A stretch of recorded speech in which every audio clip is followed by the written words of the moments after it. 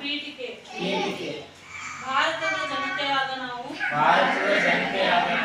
ಭಾರತವನ್ನು ಸಾರ್ವಭೌಮ ಪ್ರಜಾಸತ್ತಾತ್ಮಕ ಗಣರಾಜ್ಯವನ್ನಾಗಿ ರೂಪಿಸುವುದಕ್ಕಾಗಿ ಭಾರತದ ಎಲ್ಲಾ ಪ್ರಜೆಗಳಿಗೆ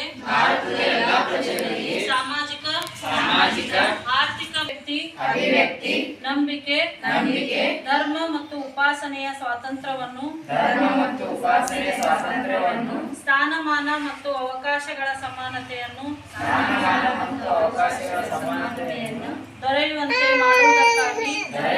ಮಾಡುವುದಕ್ಕಾಗಿ ವ್ಯಕ್ತಿ ಗೌರವ ದೇಶದ ಏಕತೆ ಮತ್ತು ಸಮಗ್ರತೆಗಾಗಿ ಎಲ್ಲರಲ್ಲಿ ಭಾತೃತ್ವ ಭಾವನೆಯನ್ನು ಮೂಡಿಸುವುದಕ್ಕೆ ದೃಢ ಸಂಕಲ್ಪ ಮಾಡಿ ನಮ್ಮ ಸಂವಿಧಾನ ಸಭೆಯಲ್ಲಿ 1949ನೇ ಇಸ್ವಿಯ ನವೆಂಬರ್ ತಿಂಗಳ 26ನೇ ದಿನದಂದು ಈ ಸಂವಿಧಾನವನ್ನು ನಮಗೆ ನಾವೇ ಅರ್ಪಿಸಿಕೊಂಡು ಅಂಗೀಕರಿಸಿ ಶಾಸನವಾಗಿ ವಿಧಿಸಿಕೊಂಡಿರುತ್ತೇವೆ. ಅಷ್ಟೇ ಒಂದು ನಿಮಿಷ.